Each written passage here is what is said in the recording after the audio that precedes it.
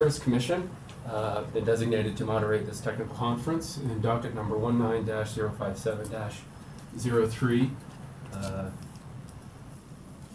Application of Dominion Energy Utah for authority to change its depreciation rates. I was told that we will be having 3 persons joining us over the phone. Why don't we start with Ms. McCullough. Would you mind introducing yourself to the group? Yes, hi, this is Roxy McCullough. I'm a consultant for the DPU. Thank you. Is there a Mr. Wiedmeyer on the phone? Yeah, I'm here. Great. And do you mind introducing yourself to the group? Let's see here. I'm sorry, can you repeat that? Yeah, would you mind introducing yourself to the group, just your name and whom you're representing? Okay, yes. My name is John Wiedmeyer. I am the depreciation consultant representing Questar. Thank you. Is there a Ms. Joanna Lappin on the phone? Yes, Joanna Lappin here. I work for John Wiedmeyer at Gannett Funding. Thank you. Is there anyone else on the phone?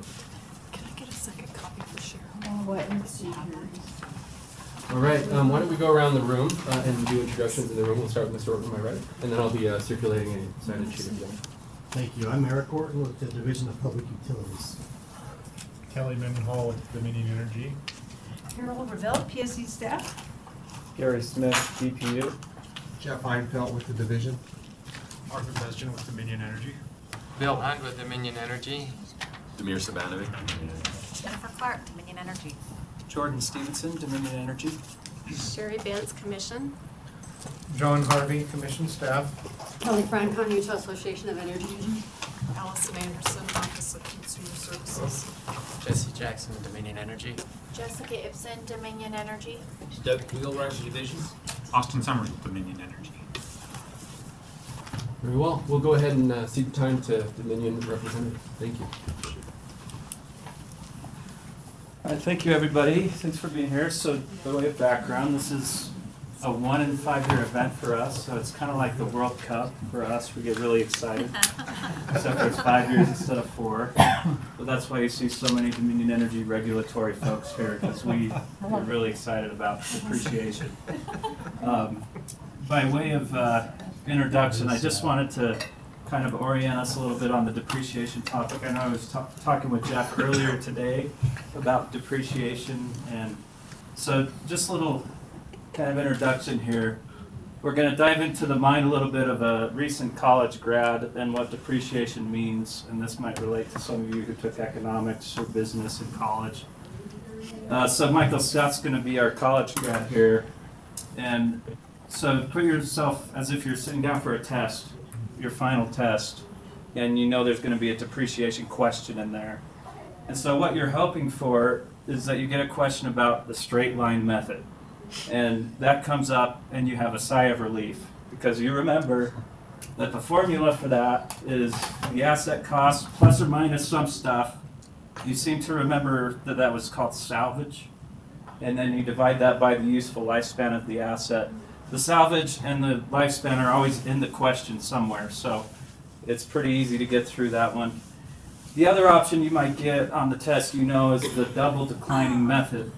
So your nerves start to rise when you read a question. You know, okay, this is double declining, a little bit more complicated than straight line method, but you know that if you can do straight line, it's just 2 times the straight line rate times the book value of the asset.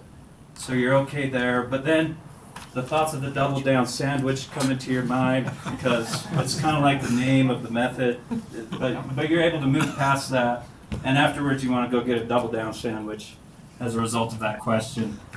But then the last option is the sum of your digits, and you know that if that comes up on the test, forget it, because it's a bunch of numbers added together divided by something.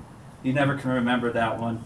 So luckily for us, I think today we can breathe a sigh of relief because John Wiedmeyer is going to correct me if I'm wrong, but I think we're kind of along the lines of the straight line method in this study. The only difference is the tests always gave us what the salvage and what the useful lifespan of the asset would be, and in the real world you don't really know what that is unless you hire somebody like Janet Fleming who can tell you, which is what we did.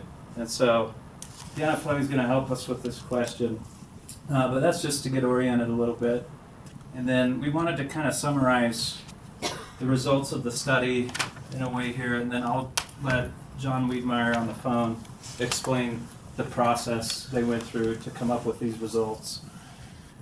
So as a result of this depreciation study, we're proposing a $9 million increase to our annual depreciation expense. And we will include that in the upcoming general rate case is the idea. So there won't be any rate changes in this particular docket, but we would propose that whatever the result of this docket is gets rolled into our general rate case model, which we plan on filing July 1st, and then the rates would be effective in that docket, which would be March 1st, 2020, when these rates become effective. For a little background onto why, or explanation on what's causing the $9 million increase, we had a reserve variance in 2012 that was $86.5 million. And so what a reserve variance is reserve is the accumulated depreciation on all these assets we have. And so as we go along, we're depreciating them based on the estimated life of those assets. And then when we have a depreciation study come, it may be that the rates we have been assuming need to be adjusted for some reason. The life is a little shorter, a little longer than we expected. And so we have to estimate what the new accumulated depreciation should be, and the difference between what we had done and what we should have done, there's a difference there, and that's the reserve variance. And so back in 2012, it was $86.5 million. In 2017, it's dropped significantly. Yes, just since we only do this every 5 years, remind me how, at a very high level, how that's done. This is what I remember is that when, for instance, if you're going to shorten the life of an asset, then you go back and calculate the depreciation from the very beginning as if that life had been in place, and then that makes up that difference in the reserve. Okay. Yeah, that's exactly right. So we'll change it going forward for all the new plant, but now we have to recalculate all the current plant and come up with what that balance should have been. And so that $86.5 million was actually acting as a decrease to our depreciation expense because we had over depreciated, and so we had a credit. We were doing it over a 10-year amortization, as you see in that bullet, so we were amortizing $8.6 million a year. So that was a reduction to depreciation expense. Interestingly, if we had, there's different ways of doing this. You'll see we're proposing going forward a remaining life amortization. If we had done a remaining life amortization on that $86.5 million, we would still have a significant balance left of that. But because we did 10 years, we kind of sped it up. So we were taking a larger credit, a lower depreciation expense up to this point, and now we've kind of depleted that balance down to now where it's only 7.4. So that's the most significant driver to the increase, is we've kind of gotten through that big balance that we had. Yeah. Now, you did that $86.5 million, you set it up for a 10-year amortization in 2012. So 5 years later, you've basically amortized it twice as fast as what you thought you were going to. Yeah, and so it's right? Right, so it's in part due to the amortization and in part due to a new study. Okay. And John can probably speak more to the details on why that's been depleted. So you revised what gave rise to the $86.5 million, got revised again, and so now it's only $7.4 million that you're going to do over the remaining life instead of the remaining the remainder of the 10-year period. Yeah. Okay. Yeah. So the reserve variance amortization is around $2 million versus 8.6. And interestingly, we just wanted to point out the difference between a 10-year amortization and a remaining life amortization going forward is $1.3 million. So in fact, we get a lower depreciation expense overall by doing remaining life than we would if we continued to do the 10-year amortization. And then we have some other... Already had a question. Sorry, yes. So what's the difference between the remaining life? How many years is that versus 10 years? I believe it's around 7 years, but subject to check. Is that right, Demir? I think we looked at it and it was around 7 years versus 10 years. Okay. Is that 1.3 total or 1.3 on an annual? That's the annual amount. Okay. Wait, no. Yeah, that is. Yeah, so Yeah. the 1.3 7.4, million. isn't the 7.4 the total? That's the total. Yeah, 7.4 is the million is total. the total. We're amortizing 2 million, but the difference between if we had gone remaining life and 10-year amortization is 1.3 million. So that's the difference in the annual amount that would have been happening. I don't know if that made sense. John, did you have a question? Yeah, and this is just to help me get it straight. It's okay. When I read the testimony or the submittal, what I saw was you were currently, with the existing thing, taking this 8.65 million a year, comparing that to the 9 million increase. It seemed like the vast majority of that increase is just that you're now not getting that 8.65 million credit. Yep. That's the vast majority. Okay. Yeah. Now there are some other things driving that, and that's what these last few bullets are. So the average service life has changed on some of the FERC accounts. We'll show you the ones that changed. The salvage percentage has changed on some of them, and then the average remaining life and accumulated depreciation reserve. So let me just flip through and show you those items that have changed. So you'll see in some of our exhibits, we list all the FERC accounts. We put on here just the ones that actually had a change. And this is showing a change in net salvage percentage. So of the 31 accounts that we studied, 6 had changes in the salvage percentage. And so that's the, just for definitions, net salvage is, it's either going to be negative or positive. It's positive if you're actually going to get money at the end, if there's going to be some residual value at the end. If it's going to cost you money to retire this asset, then it's negative. In our case, just all of our assets have a negative salvage amount. And you can see these items are shifting, and most of them are actually, we're incurring more cost to retire these assets than we were in 2012 when we had studied these. So those are the particular accounts. So net salvage. So yeah, and I think you pointed out that last sentence there, only 6 of the 31 changed. All the others remain the same. So all the other 25 stayed the same. Yeah. So like on your mains, I can see the change from 39 to 47 there, but what makes up that 47? That's net of something, right? So I take the pipe out of the ground, I just don't throw it in a ditch somewhere. Right. Right, so why don't you... So I was just wondering... So maybe we have Arthur speak a little bit to what, to when you retire a service line or a main, kind of the costs involved in the process. I can speak to that. So it is very project specific and dependent on the particular circumstances for what you're retiring. The typical costs on every main or service, we will at least purge with inert gas, nitrogen, typically, to eliminate any hazard, and then cap the ends so that the pipe is not taking on any dirt, water, soil, anything like that, and we purge it with inert to get the natural gas out of the pipe so that if somebody does come dig it up later, they're not getting into anything with natural gas in it. So at the least we do that. In some cases there are environmental hazards further than that in or out of the pipe, which require either removal of the pipe or a slurry fill. Those are kind of new, but we're doing those to kind of protect the environment. When we abandon a piece of pipe, we'll slurry fill it sometimes if there are indications that we need to do so. Other times we will remove a pipe if the landowner needs us to, or if the public easement or our easement is too congested and we don't have the room to put the new pipe back in away from the old pipe.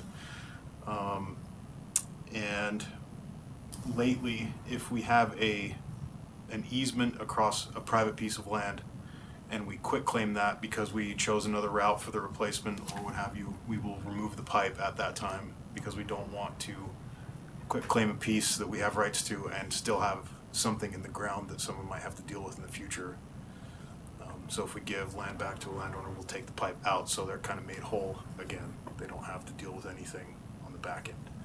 So those are the kind of key drivers that have brought the costs up. The other piece is, in the last 5 years, we're doing a better job. We've spent some effort in the engineering department to make sure we're tracking these retirement costs more thoroughly and doing a better job of it from the field up, the labor and the materials required to actually retire a piece of pipe. I'm one, and I appreciate that, because that is a lot of detail, what's going on, but if you're taking pipe out of the ground, and I'm just picking that because it's the one I can read from here, and kind of know what it means. Is there an aftermarket for the metal or anything in that pipe? What happens to the pipe if you take it out of the ground? If we take it out of the ground, we actually have to spend more money to then get rid of it. Typically, those pipes coming out of the ground have an older wrap containing asbestos on the pipe, and so we have to then pay to safely dispose of that pipe. And there isn't much market for pipe that's been in that situation, even if you knock the wrap off for anybody to come back and buy it. So I just wanted scrap metal or anything? Nothing? No, a lot of that stuff goes out west and gets disposed of as if it were popcorn ceiling, for example. Okay, so ship it to Oregon and let them do it. Sorry. And what is it a percentage of? It's not, I'm assuming it's not the percentage of the original cost. John? John, would you mind answering that? What is the salvage percentage a percentage of exactly? Yes, that's correct. Somebody said it's a percentage of the original cost. So if you originally put the main in service 50 years ago for $100,000, the costs involved in taking that pipe out of the ground or safely retiring it, just based upon what Arthur has described in terms of cutting the main off from the system, capping the ends, purging the pipe, and even cases where you do have to physically remove it. 47 is a % of the original cost to install that pipe. In this example, the $100,000 pipe, would be $47,000.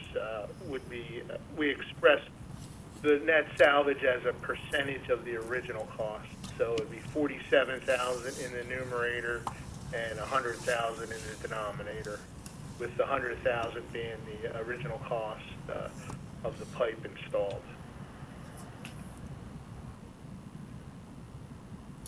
And it's helpful for me to think that's of the original dollars, not necessarily today's dollars, which are obviously going to be, $100,000 of pipe in today's dollars is going to be millions of dollars. But It does.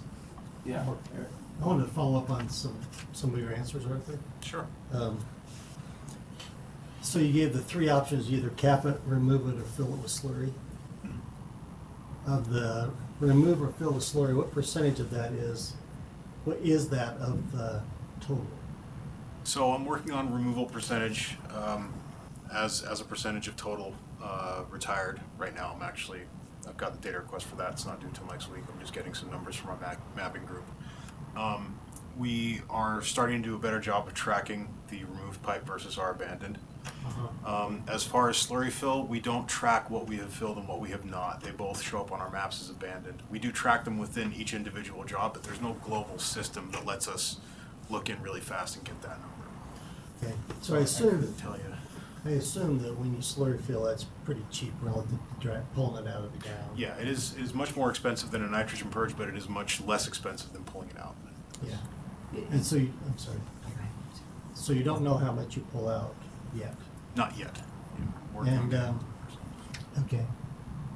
And then you said you're keeping better track of the costs than you had before? The costs that are associated with retirement of pipe, whether it's a purge, a slurry fill, or a removal.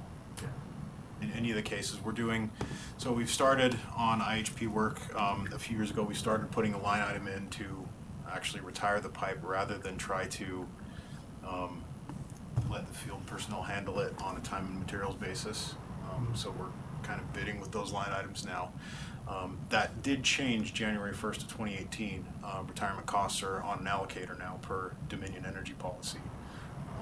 And those allocators, and I'll answer these in the data request as well, those allocators are based on the initial estimate for the job, what the engineer or the project manager sees as being the retirement portion of the pipe, and then we just allocate it out. We do have a mechanism for, if field conditions show us that that needs to be adjusted, we can go back and adjust that allocator percentage, and it is retroactive over the project. So if they say, I thought 10, we saw 30% of cost based on the work we saw in the field, it will go back and take the existing costs on the project, reallocate them at 30% back out to retirement. Have any of the procedures for this pipe changed much? You still fill it with sand and gravel or whatever it is? Yeah, it's still sand and gravel. Chain around it and drag it out or whatever? We don't drag too much. I mean, if we pull out, it's open trench. It's pretty much exactly how much it would have cost you to install it to pull it out. We don't like to pull for the asbestos reasons. In fact, we used to pull service lines. We no longer do that because there's concern that we will leave some of the wrap in the ground. And we do that. We don't want So you lift anything it out, for anybody. You lift it out with the track hoe. Yeah, we'll trench the entire length and lift it out with the track hoe if we have to do a removal. So we don't like to remove any more than we have to, but we will do it when it's required. You mentioned the slurry fill, and you may have already said this, and I went like, but when do you do purge with nitrogen, or when do you fill it with nitrogen, and when do you do the slurry? Just out of curiosity. So the slurry fill will perform when it's indicated by the environmental study around the pipe. So there were some lubricants and greases that we use that contain PCBs, which we don't want to leave for potential for either leakage into the earth or somebody else getting into the pipe later. So we'll open up a pipe that's going to be retired. We'll take a wipe sample of the inside, send it to a lab. If it comes back as PCB containing, we will then decide that we're going to, usually we'll push out the PCBs if there's a significant amount in the pipe, capture those, dispose of them properly, and then slurry fill the pipe behind it to encapsulate anything else that might be there and make sure it stays in the pipe and is contained and not released. So the slurry fills are purely an environmental indication that tells us we need to do this to be prudent.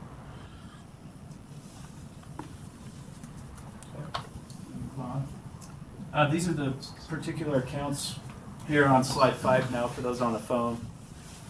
We've got 7 accounts that had changes to the survivor curve of our 31 total accounts. So we've listed those here on slide 5. And then we'll get into the questions. So we'll kind of be bouncing around for those who are best in the room to answer each question. Yeah. Yeah, before we go on to those questions, just, go back to those.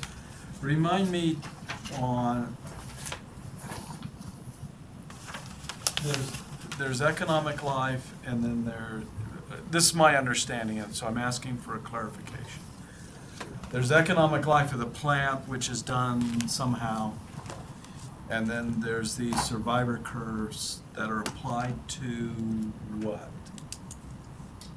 So John, do you want to answer that one? Yeah, all of the lives that we use for depreciation purposes are based on all the forces of retirement that cause the company to retire their pipe or equipment assets. So economic obsolescence would be one of those factors, as well as any type of physical deterioration. But we consider all of the factors that go into the retirement decision that the company makes when they replace their assets. You know, technological obsolescence, economic obsolescence, you know, inadequacy in terms of, you know, maybe perhaps the capacity is not large enough and the company would need to put in a larger diameter pipe. You know, all of those forces of retirement are considered when trying to make a forecast of the service life estimate.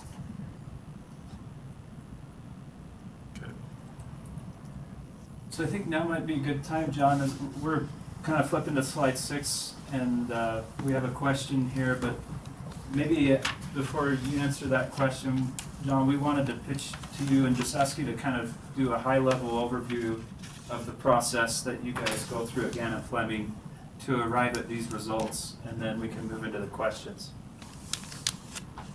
Okay, sure.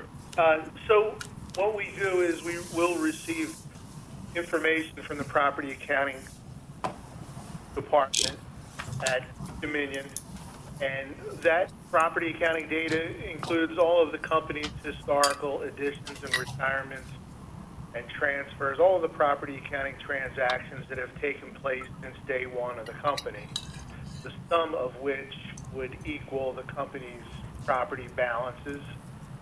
What's in service, the gas plant in service today, is really a summation of all the past additions and retirements that the company has made throughout its history.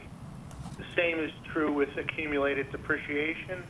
The current balance that's on the books is really a summation of all the ins and outs, debits or credits, whether we're talking about retirements or depreciation accruals.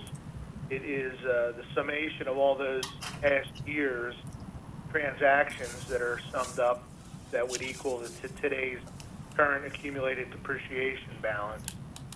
So what we're really trying to do is depreciate the difference between, the net plant, essentially, the original cost of the gas plant installed less accumulated depreciation, which I refer to as future depreciation accruals. It's the undepreciated costs. We try to depreciate that over the average remaining life for each of the accounts. That calculation results in the depreciation expense. So what we try to do when we calculate the depreciation expense, there's two primary depreciation parameters that we need to make an estimate for in the depreciation rate formula. One is, and I saw that on slide 1 or slide 2,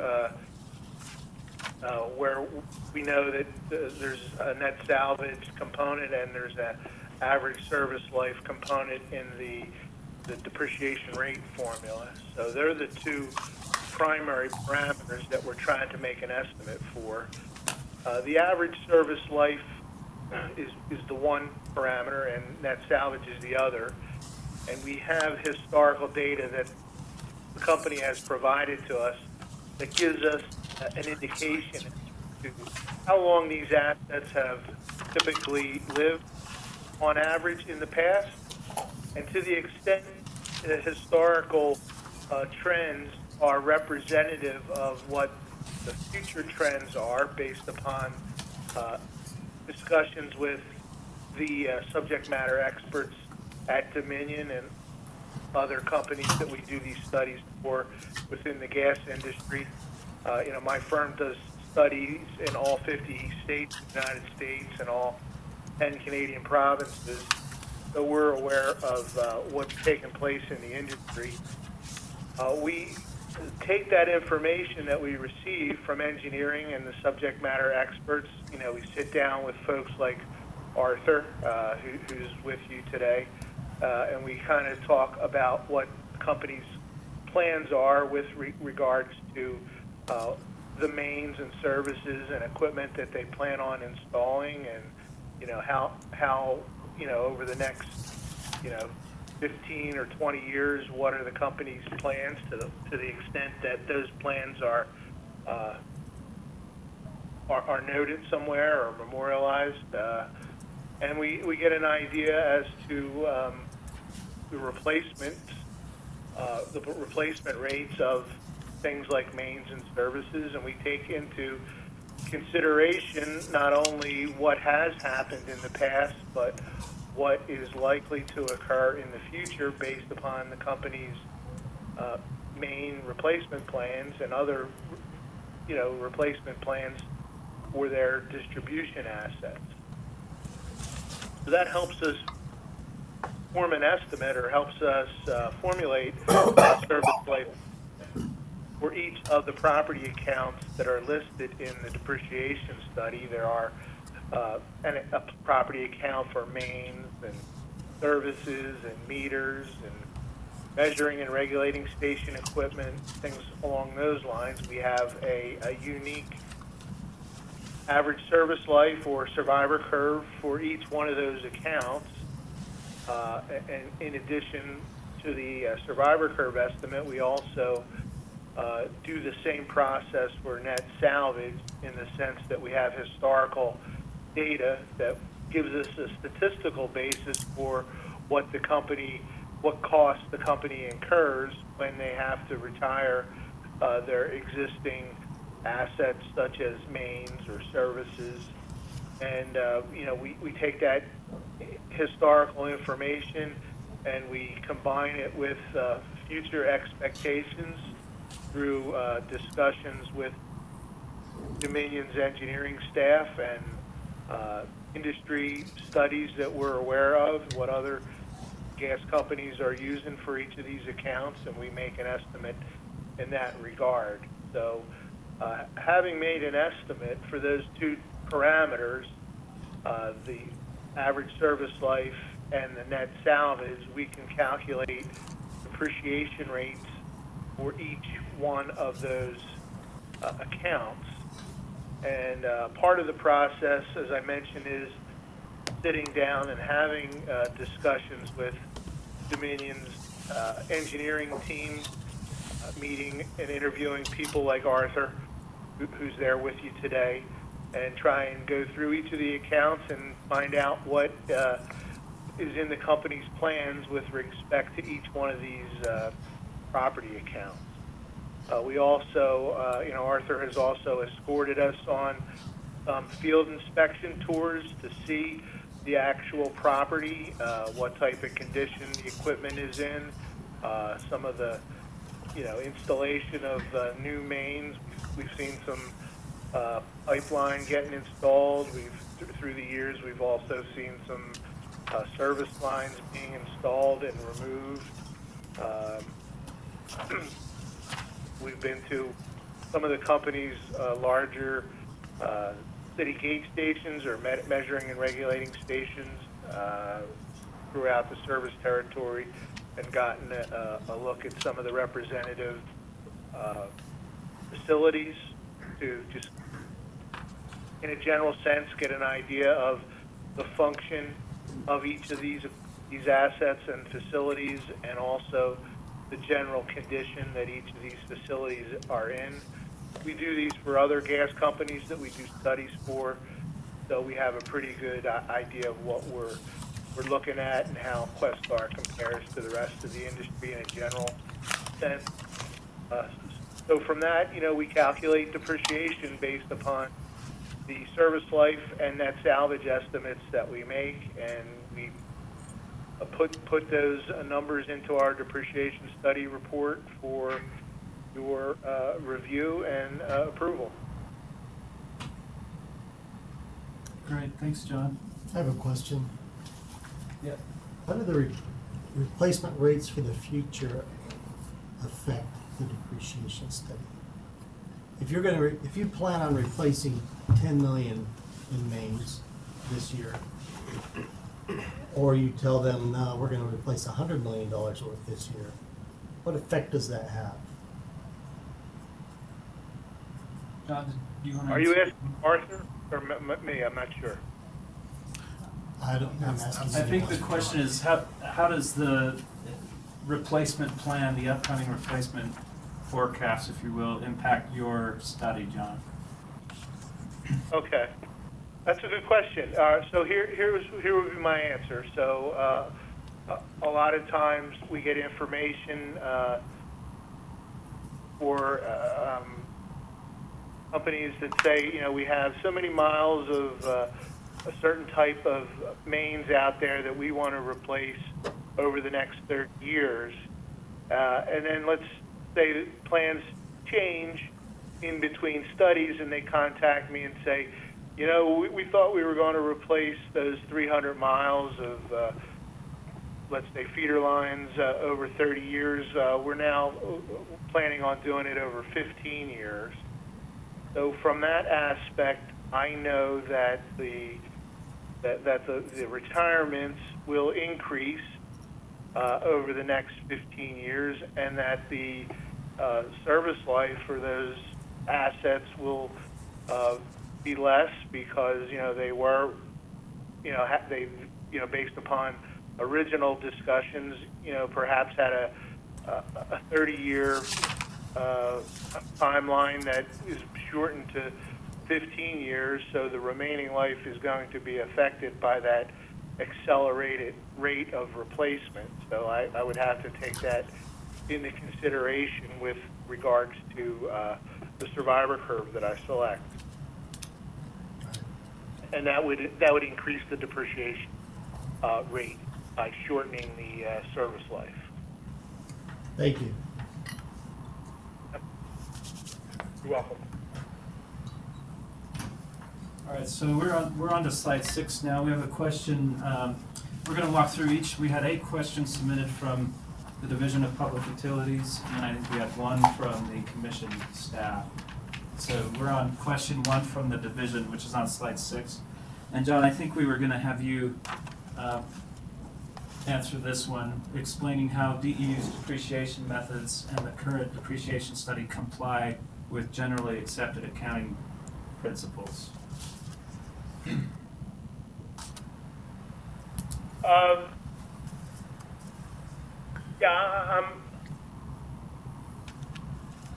The depreciation method utilized in Utah and elsewhere, generally comply with GAAP. So I would say there are no differences of any significant nature.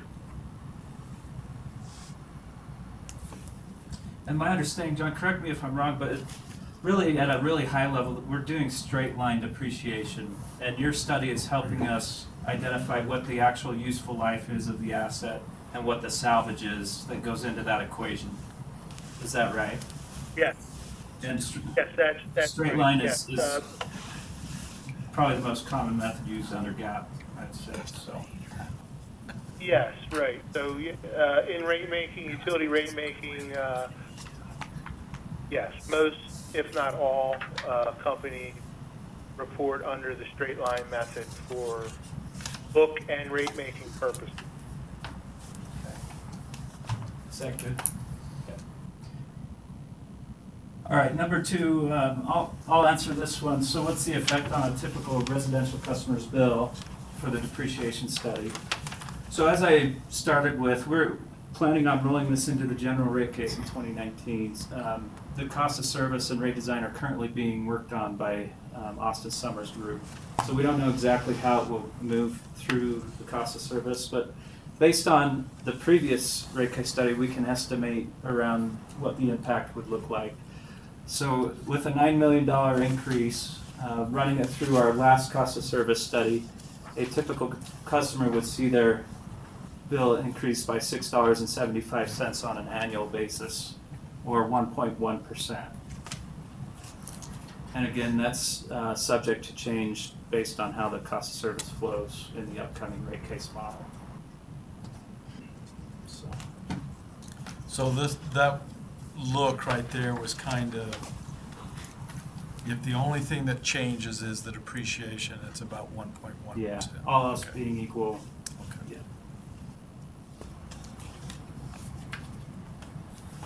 All right, John, we're on slide 9, and I'll pitch it back to you. The question is, have there been changes in selection of Iowa curves from the prior depreciation study to the current study?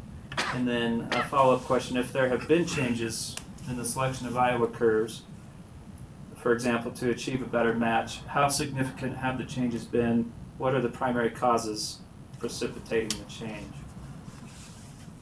Okay, so just if I could just circle back to the previous slide, in terms of that typical customer bill, the 1.1% increase, you have to remember the $9 million perceived increase to depreciation expense is primarily driven by the reserve variance amortization, where we were reducing depreciation expense back in the 2012 study by like $8.6 million. a year. So that $8.6 million reduction in depreciation expense was due to past capital recoveries being too high relative to the benchmark theoretical reserve. So this time in the 2017 study, when we compare the accumulated depreciation at Questar, Dominion Energy, Utah, Questar, the reserve variance is much less. There's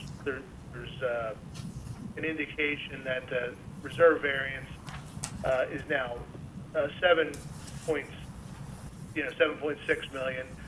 So it's less of a reduction this time than it was last time, and that's primarily what's driving the increase. When you have less of a reduction, that translates into an increase. So when I go through this slide number 9 about the survivor curves and what changes have there been in the service lives, most of the service lives that I will go through are really service lives that have increased in the current study compared to the 2012 study. So when you increase the service lives, typically that translates into lower depreciation expense. So there is a slide earlier that shows those, I think it's slide 5. Yeah, slide 5 shows 6 of the, 7 of the 31 accounts where we are proposing a change from the previous study. And you can see which accounts have been affected by that. So, for example, the first one up, which happens to be the largest account, distribution mains, my recommendation is that we increase the service life from 65 years to 67 years.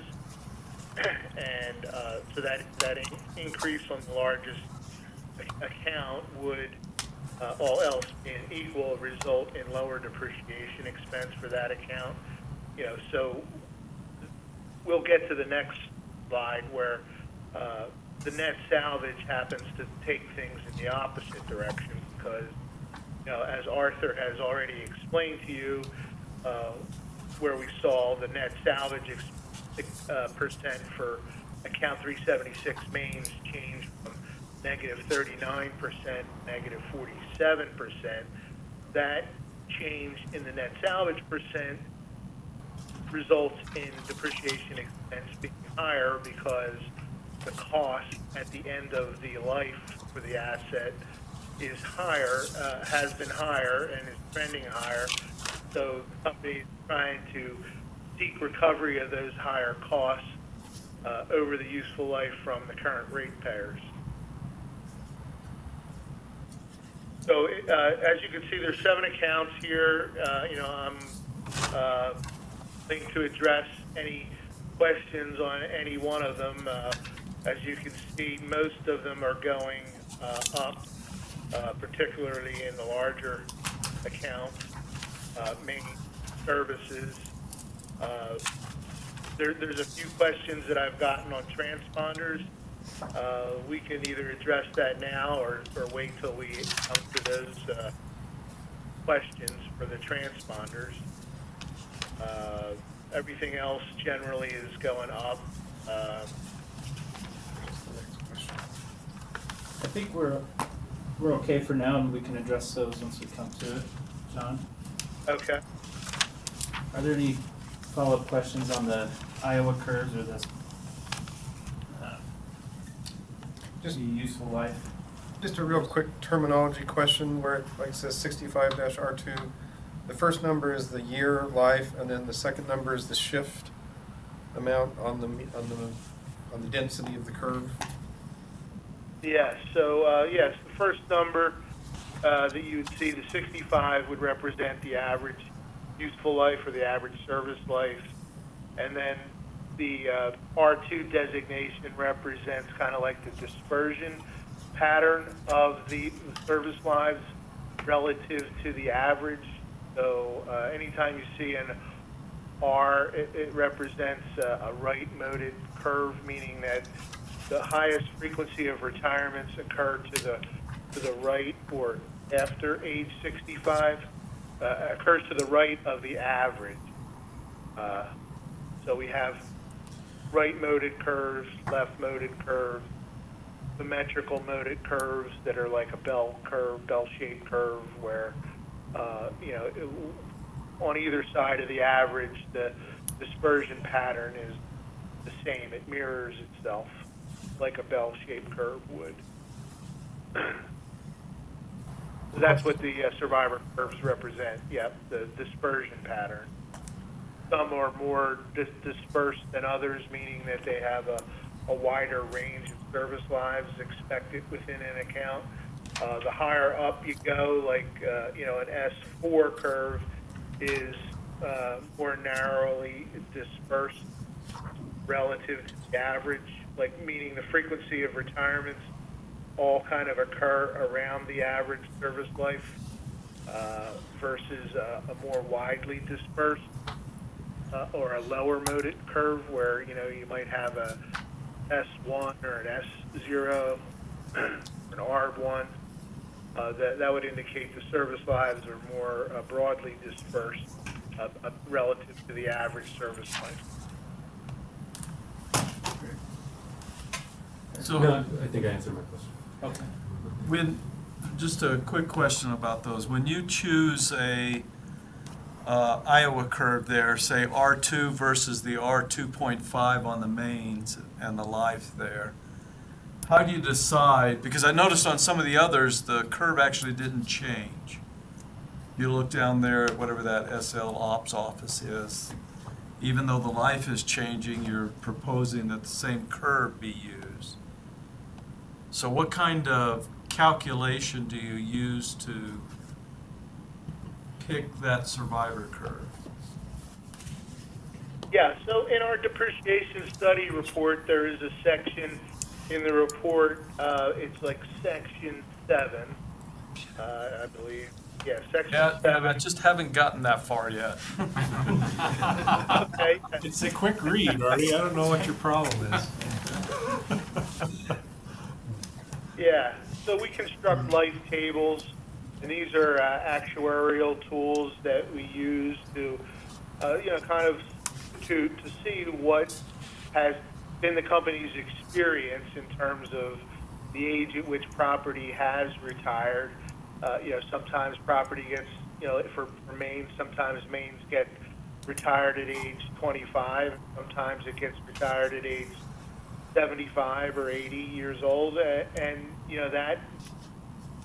those probabilities of when or the age at which it gets retired are reflected in those dispersion curves.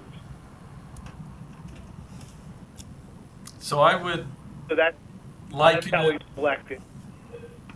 I would liken it unto a goodness of fit test. Is that in the ballpark, or is that? You need to see my last question, Artie. Oh, yeah. Is that your question? Okay, I think it's on the last slide. We can wait until we get there, or one of the slides. Yeah, no, that is a tool that is used. Yes, there are goodness of fit criteria that help us kind of identify a half a dozen candidates for half a dozen candidates of survivor curves that are possibilities, and then from there, we use visual matching to kind of pick the one that we feel is most representative of not only what has occurred, but what will likely occur in the future. And we also take into consideration estimates used by other gas companies throughout the United States and Canada.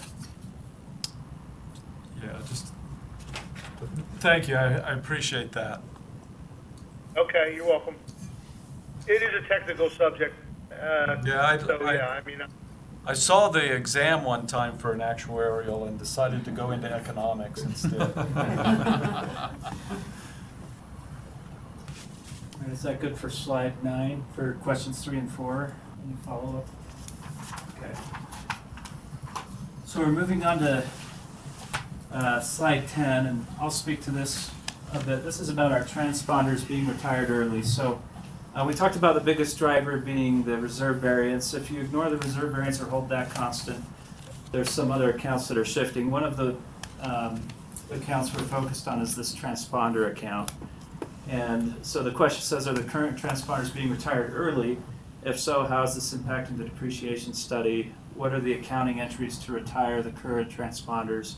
And what is the impact to ratepayers? And so a little background on this, from 2001 to around 2013, we were replacing a certain model of Elster transponders. And the question is, are the current transponders being retired early?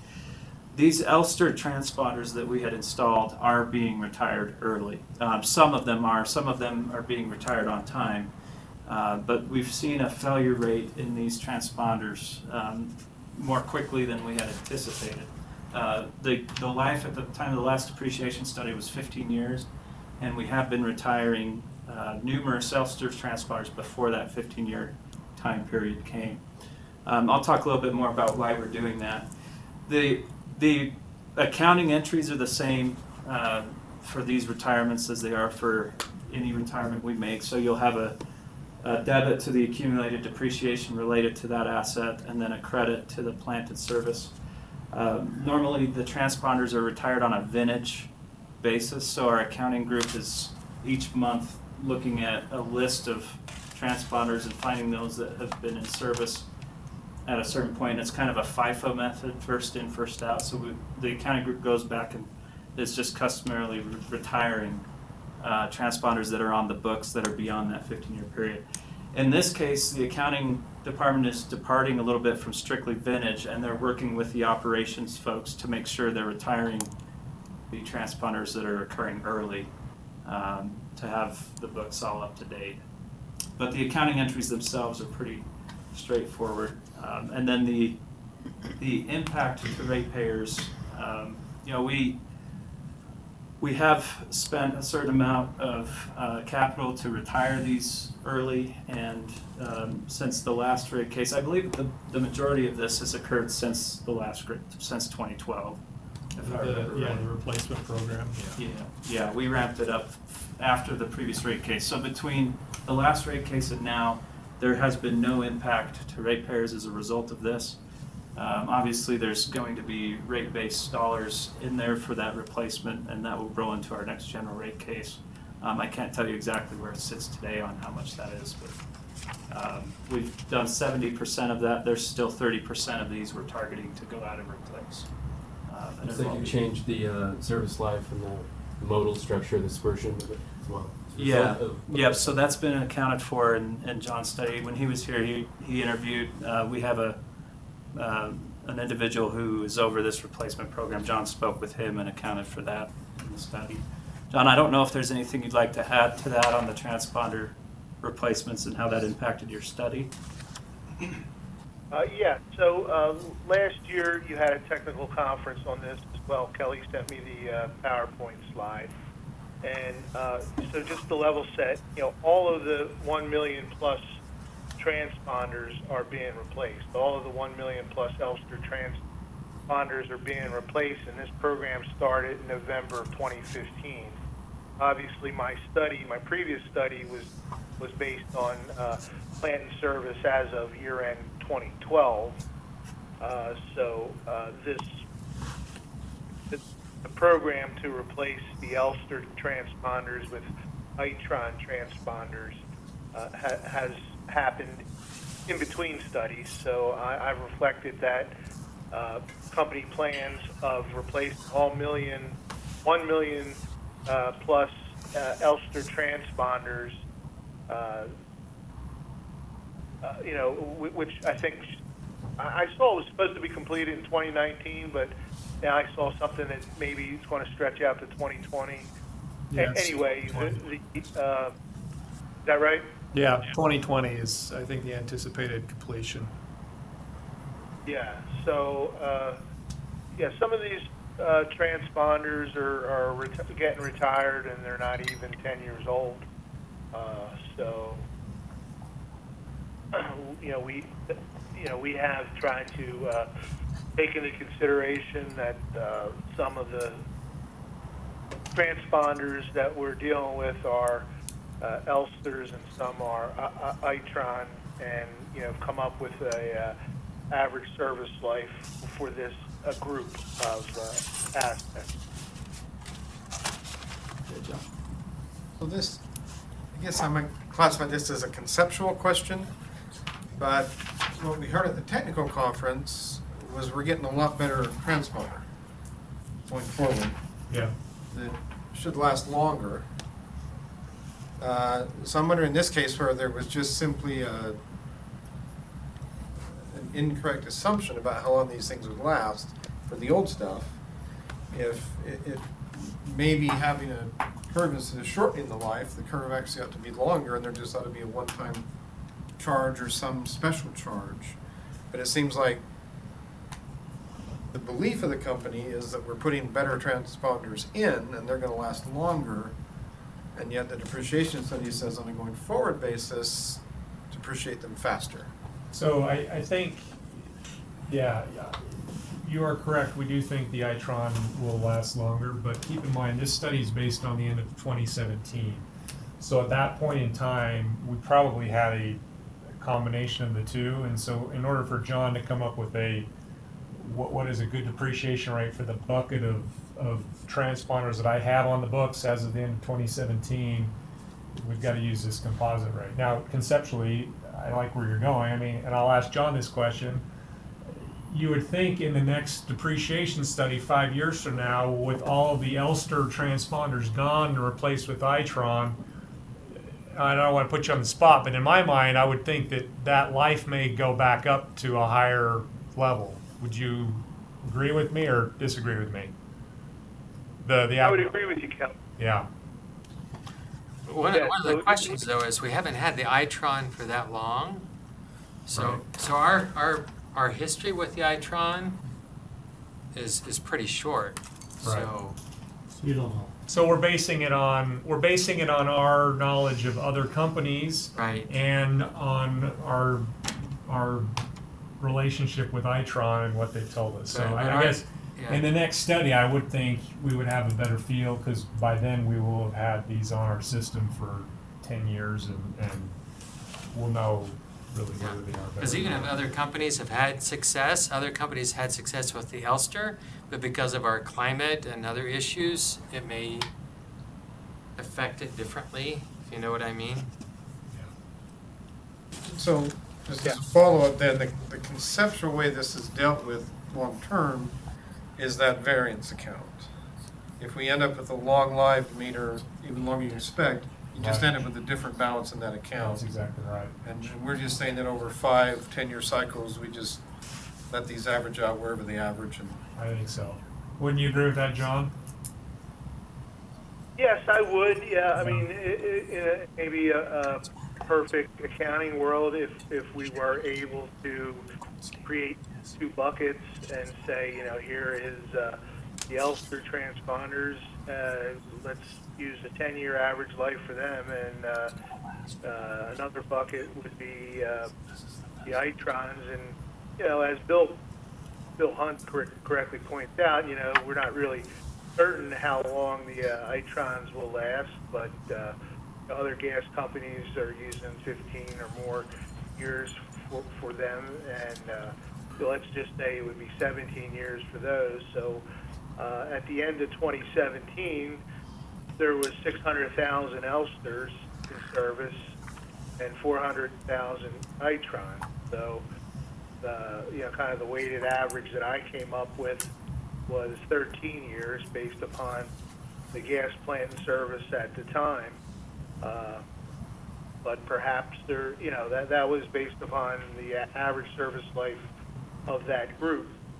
Perhaps there is a way going forward where we could bifurcate the investment and come up with two different depreciation rates. It didn't seem at the time that was feasible from an accounting standpoint based on this accounting system, but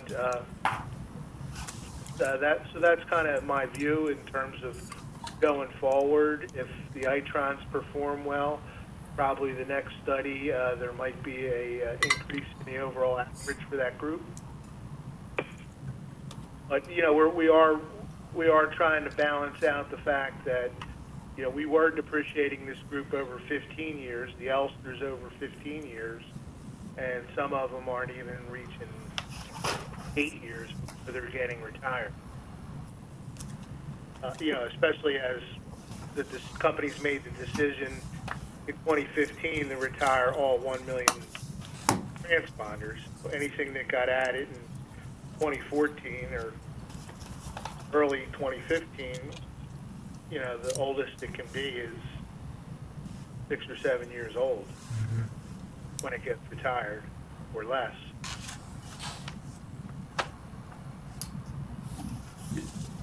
He touched on a question that I was thinking about, I guess.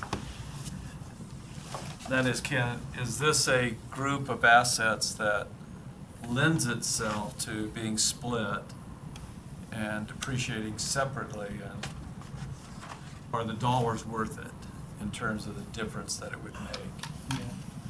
I think we wouldn't mind doing that if we had that level of detail in this account, but as is, we don't track Itron versus Elster in our accounting system, so it would be kind of guessing on how much cost to put into one bucket versus another. Well, I would also say by the end of 2020, you will have no Elsters on your books. It'll all be Itron. So you will essentially have one bucket at that point.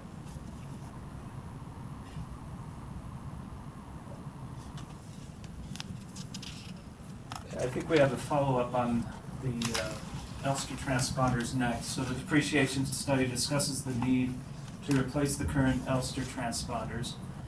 Was the issue due to the age of the Elster transponders or an issue with the product? And so the answer to this is it's not caused by the age. All of our transponders are impacted by age.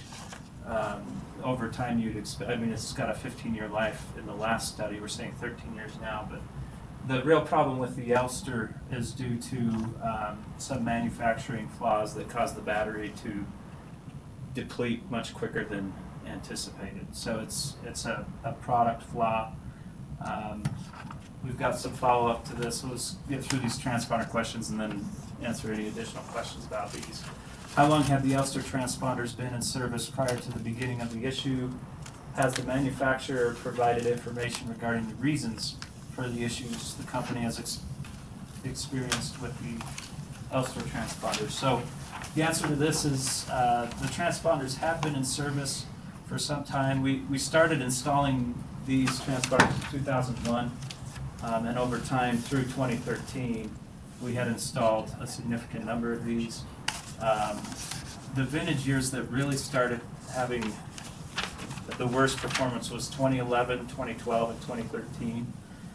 And then prior to that, even prior to that, we had problems with these. They weren't meeting our level of our requirement on response rate. We want to have 99% of all transponders respond anytime we drive down the road and it reads. These ones have been responding less than that.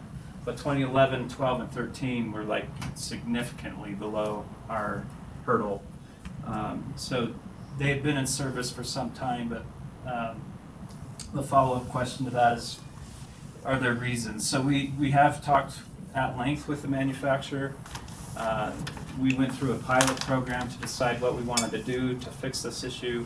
While we were in the middle of this pilot, testing out different transponders, the manufacturer worked with us to identify specific circuitry changes that had caused the battery to deplete.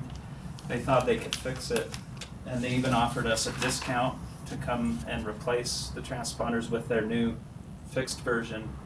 By the time we had gotten to that resolution, however, we had already found a solution with Itron that was giving us the 99% very reliably.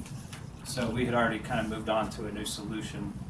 So we did not take the discounted Elster moving forward. So that's kind of the history on those. Are there follow-up questions? Can I add a little color to that? So if you remember, we talked about this in the tech conference like a year ago, but Elster got bought and sold a few times, and we think that that's what caused the loss of quality is that for some reason they begin to cut corners and the transponder just wasn't working. And so those 3 years that Jordan talked about is really when we begin to find problems. And when we bought Eagle Mountain, they were on Itron, and so we actually had a built-in pilot program, if you will, that we could use to see how Itron would work on our system, and we're really happy with what we're seeing in Eagle Mountain versus the rest of our system, and that was kind of what tipped the scales and made us decide to just switch to Itron. Did Elster, the manufacturer, offer any kind of like warranty rebate or anything? Sorry, this is Roxy on the phone. Any kind of warranty rebate or stuff? The only thing they would offer was a credit to buy future transponders, which really we weren't too interested in. But that was that was the most we could get out of them as we talked to them. Was basically future product. Was there other costs? And I don't remember what I had for breakfast yesterday, so if I was at the tech conference, I certainly don't remember. But was there other costs involved in terms of making the switch over to Itron? In other words, for example, reading capability or compatibility with the company's vehicles or anything like that? No, I think it's just like a software switch. Okay. But from our standpoint, Jordan talked about the customer service metrics, and so that was a problem because we weren't reaching our 99%.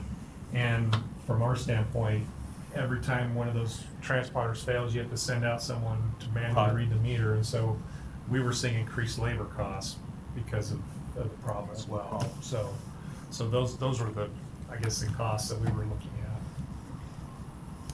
Yeah, as far as equipment and the ability to go read the meters, I think it's just a switch of software. So, how much did it cost to replace all of them? The whole program, I believe, is, I want to say 70 million. That's an estimate though. Don't hold me to that, but I think it's in that ballpark. So $70 per transponder. Probably, yeah, I guess that's probably right, yeah.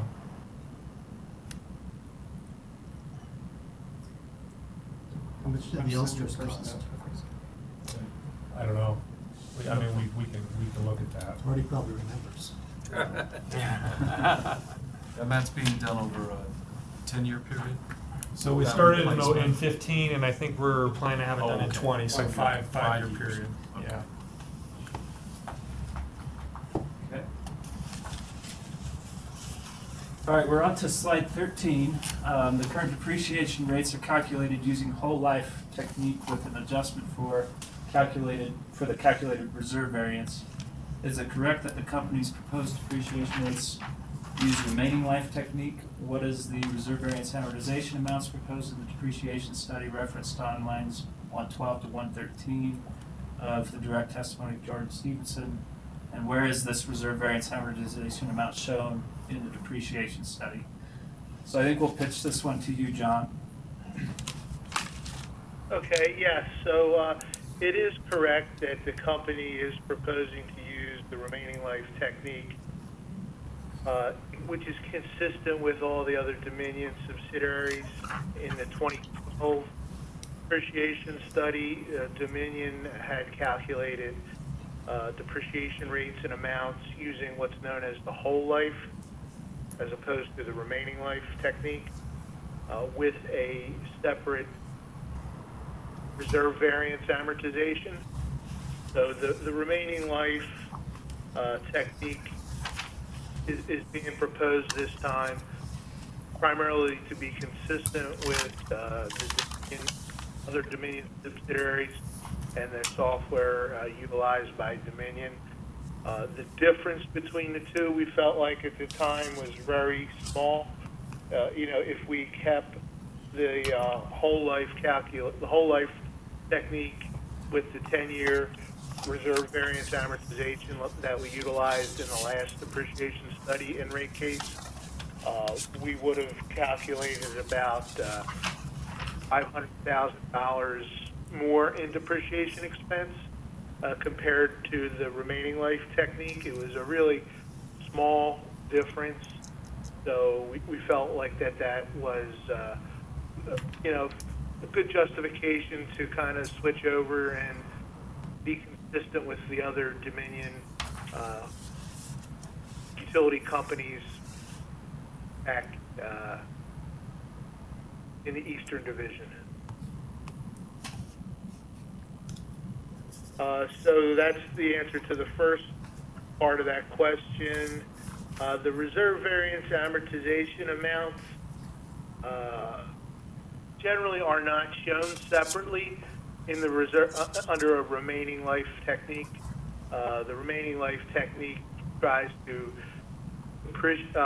recover the undepreciated cost of the assets over the remaining life. So you don't really have a separate calculation for the reserve variance amortization. I believe in one of the earlier slides it was shown. We don't have it in the study, but if we were to calculate it, it was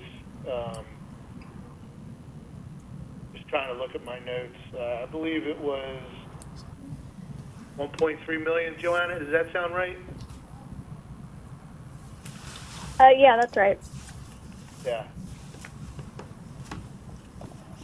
Okay, this is Roxy. I asked that question, and basically because there was an Exhibit 1.3 showing that DEU Exhibit 1.3 showed that 1.3 million amount.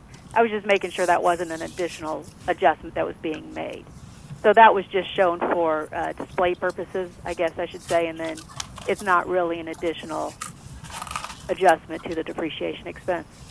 That's right, Roxy. Yeah. Okay.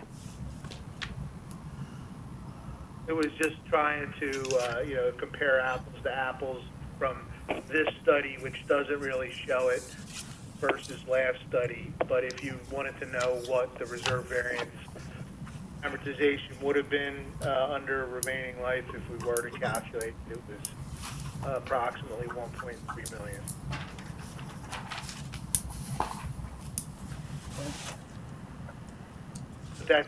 That's blended into the total depreciation expense that we show in our study. The total remaining life depreciation amount is 83.9 million. Thank you. Great. So I'm now on to slide 14, and this is a question about the replacement program we have going on. So just skipping to the first question, how many miles of mains are being replaced under this program? How many more miles are being replaced under the accelerated replacement program compared to the normal level of replacement for these types of mains? What impact did this replacement program have on the average service life estimate in the depreciation study? And what impact did this replacement program have on estimated future net salvage amounts in the depreciation study? So I've got the miles of mains we've replaced in our feeder line tracker program and belt line tracker program. 2017 looks a little funny because we had worked on average we're doing around 20 miles a year, general rule of thumb, with the level of spending we do on the program. However, we only reflect the actual miles when they are filed and in service. In 2017, we were working on a feeder line that wasn't placed into service during 2017, a large portion of it, so that's why those miles show up as being lower. But you would anticipate 2018 to come in quite a bit higher, and on average it's going to be around 20 miles a year. The question talks about an accelerated replacement program versus a normal level of replacement. And as we've talked about this, the way we see this replacement program is it's a rate mechanism that kind of helps us to deal with regulatory lag. But we would need to replace this pipe whether or not we had a tracker program. And so it's not necessarily that we're accelerating replacement that otherwise wouldn't be happening. The tracker program just allows us regulatory recovery for that investment. But whether or not we have a tracker program, we feel like what we're doing would have needed to be done, and so that is the normal replacement. It's not necessarily an abnormally accelerated program in our mind. Am I summarizing? We kind of talked about this morning. So you were replacing about $7 million a year before this. Yeah. $7 million a year before this program. Right, and then if you look at the age of our pipe, it's we believe it's the pipe we're replacing is due to be replaced. We're not replacing early just for the sake of replacing the pipe. But, yeah. Let's see, did I answer all the questions? What impact did this replacement program have on the average service life estimate in the depreciation study? So John, do you want to talk to that? What impact, as you looked at our feeder line replacement program, how that impacted your analysis on the study? Yeah, okay. So for right now, we don't have all of the statistics to address this question specifically. I mean, the feeder line is one component of this property account. I mean, within account 376 distribution main, we have the large diameter feeder lines, and then that flow into the intermediate high pressure distribution mains, which are kind of like the backbone of the distribution system. And from those intermediate high pressure distribution mains, there are smaller diameter mains that branch off of it. So we study all of the different types and sizes of mains. This was just an example of the company focusing their replacement efforts on feeder lines, which we believe is occurring at ages less than the average service life that we're utilizing. But the mains that are going in are, coated and cathodically protected. What's coming out, probably was a lesser quality pipe. So it's hard to specifically address what impact the feeder line replacement program are at this point in time. My overall life estimate for account 376 mains, we've increased the service life by 2 years, even though the feeder lines, which are a subset of this account, the company has been aggressively replacing the feeder lines that were installed in the, I want to say, Arthur, are you still on the call? Yes, I'm still here. Can you characterize those feeder lines as certain vintages, like 60s? Yes, it's all pre-70 pipe, essentially, pre-1970 pipe. Okay. Some goes quite a ways back. I mean, there's a good selection of pipe from the early 50s on that list. There's a good selection of pipe from the mid 60s on the list, and I think the department has seen kind of the greater list that we run and the order we intend to complete those replacements in. So. Right. So 1950 and 1960 vintage pipe. You're talking pipe that could be, if it's put in 1969, it would be 50 years old, and if it was put in 1950, it would be 69 years old. So you get a range for the age at which those feeder lines predominantly are being replaced, and it's somewhere between 50 and 70 years. Thank you.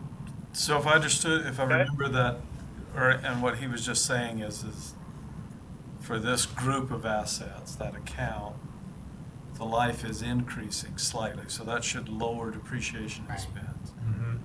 So that everything else being equal, that lower depreciation expense will flow through the tracker, right, as part of the calculation.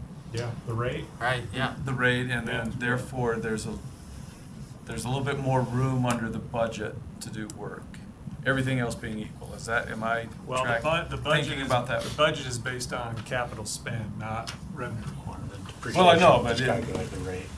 But it's just that, okay, the recovery. Yeah. Okay. So it will reduce the cost of the program, I guess. Yeah. The rate increase cost, but associated our- with the replacement. Our spending is still capped at the same amount. Yeah. And then the last little bit was about net salvage amounts. And John, do you want to speak to, do you see this pipe changing the net salvage amounts that's included in this program versus any of our other kind of replacement? I think Arthur has touched upon some of the different scenarios in terms of when the company can retire in place versus remove the pipe, and then some of the pipe that's being removed has a coating on it that contains asbestos, and there's some special handling and specific costs related to that type of pipe. We have noticed an increase in the net salvage related to this account, and we have reflected that into our net salvage estimate. I'll add that it's not due to the replacement program. We don't, when we're retiring an asset, whether it's part of the tracker program or just part of the general work we would be doing or a UDOT required relocation, we do not treat the actual retirement of the asset any differently. If it meets the standards for a purge, that's what happens. If it meets the standards for a slurry fill, that's what happens. If it needs to be removed, that's what happens, regardless of what is causing it to be retired in the first place. Okay. I think we're on to our last question here, I believe. Yep.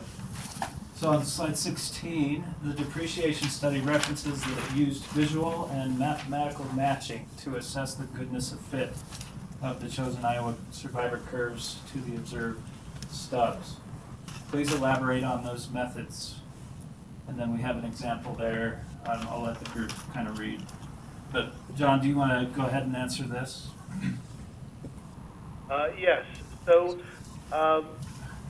we'll be answering this in writing, but there is some good language in the NARUC Depreciation Study Manual, as well as some other authoritative depreciation textbooks that talk about mathematical matching versus visual matching. So the goodness of fit scores that are described here in this question are part of the mathematical curve fitting routine that our depreciation software performs.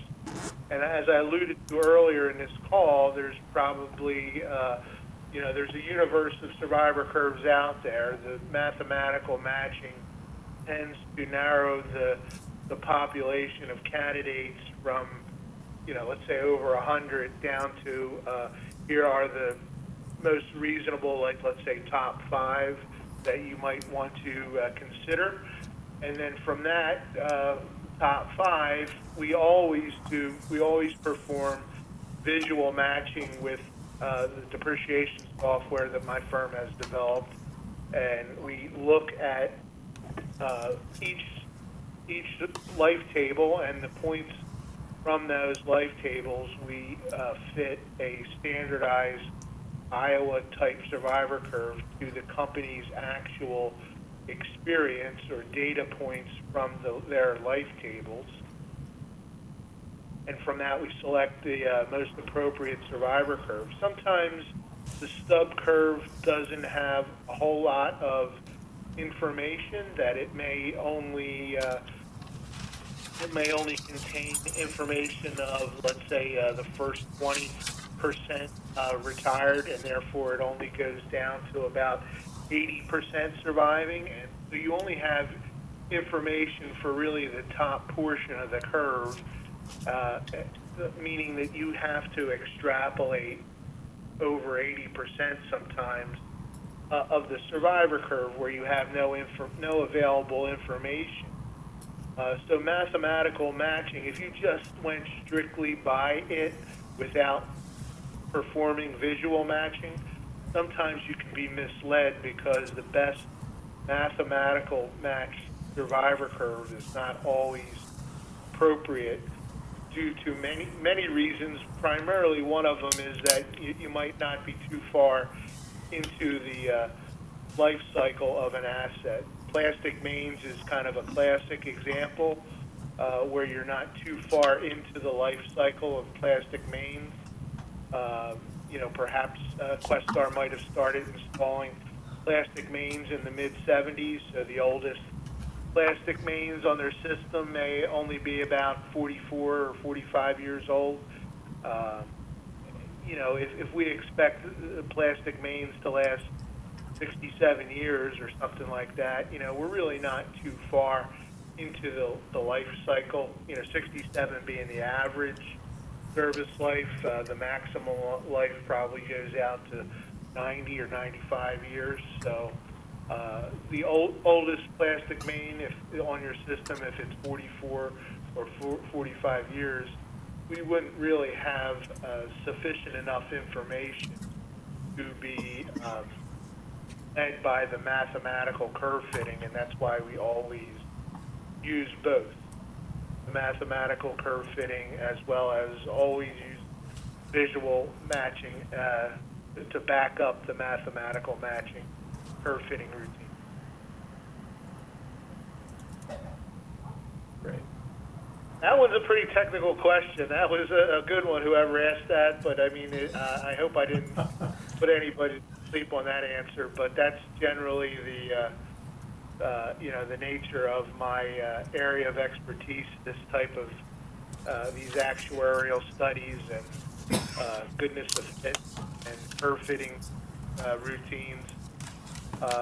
So I understand if people on the call here not being depreciation experts, if I lost you, but whoever asked this call, asked this question, the answer is we do both.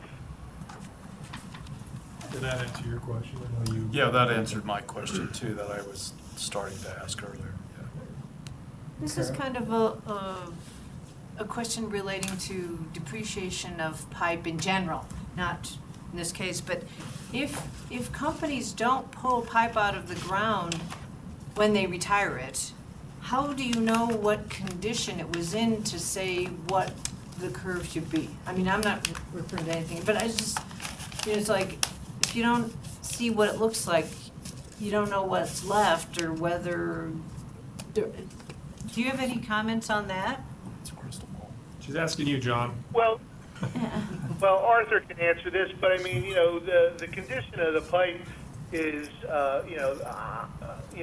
they run inspections on the pipe, and there's leak surveys, and there's a whole host of criteria that the company uses to assess when to retire or replace mains.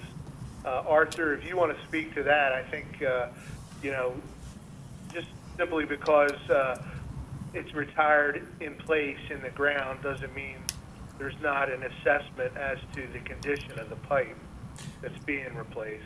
That's exactly right, John. So we have a lot of inspection that we do. We'll do some external assessments on pipes as part of our surveying. We are designing our system to be entirely piggable or internally inspected so that we can survey the length of the pipe.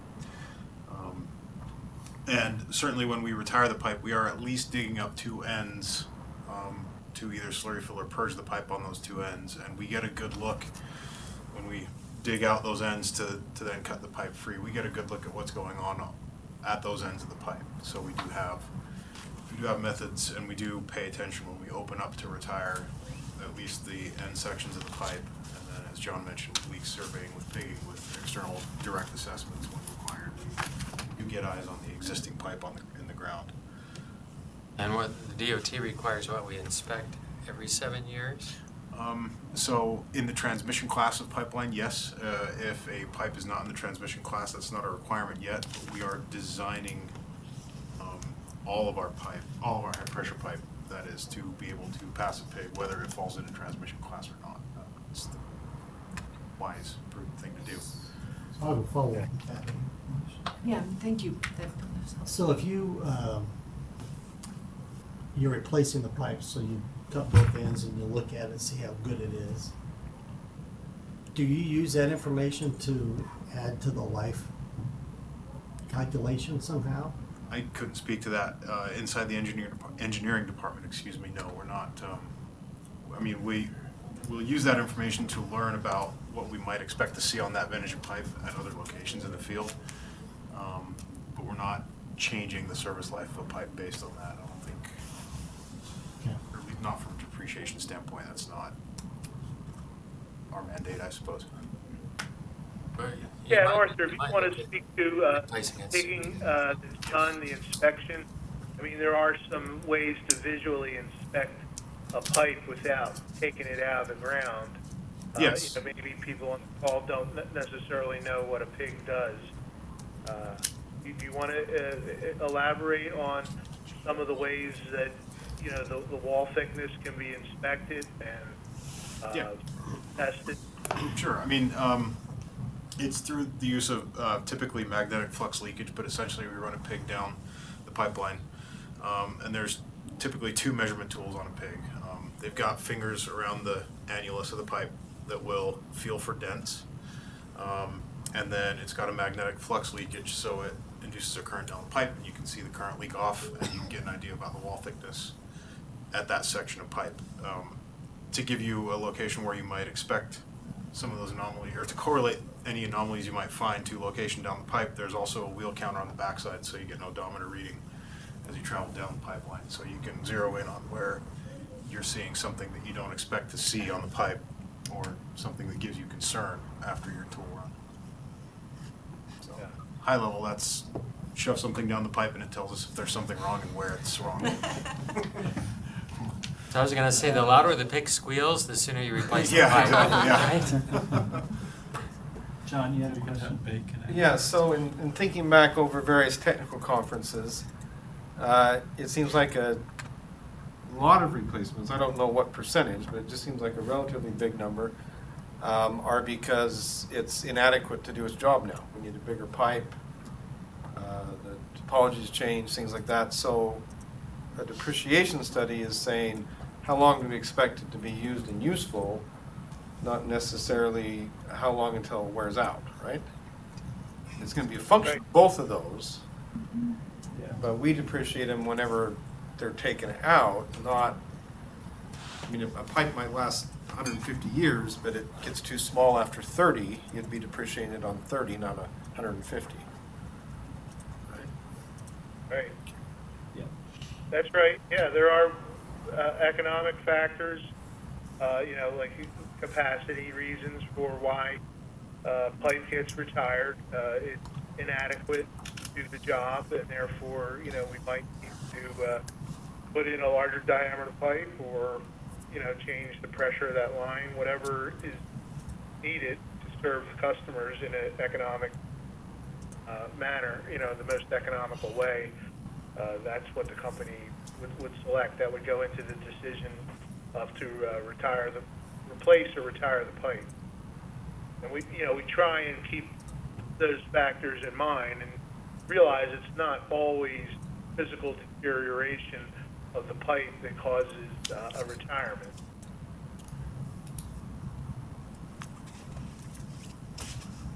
All right. Well, I think that's all of our questions. Thanks everybody for coming. Any additional final questions? This is Roxy. I did not get a copy of that PowerPoint slide. Is there a way I could get a copy emailed to me? Sure. It's on our It's website. on our You sent it to website. us. I sent it to a Donna. Well, didn't you send it over to the division too? Yeah. She's I the also division's sent- consultant. Oh, the division. So I sent it to a few, Eric and Doug. It's on our website It's right also now. available on the PSC website. Oh, is it on the PSC website? Okay. Eric and Doug have it too. Oh, it's okay. Thank you. And John mentioned that he was going to provide a written answer, response to that one question. Okay. Will that be made available to everybody? Yeah. We'll, Okay. circulated around to everybody. Which question was that? Was it this one? I think it was the final. Yeah, I think it was this one here. Yeah. Is that okay, John? Yeah, I mean, I think there's a few that we're working on. Is there a particular due date on those? I wasn't certain. No, we're talking. I don't think that question is a data request, John. Yeah, this What? is just the last question that you just answered verbally. Artie was wondering if we could have a write-up on it.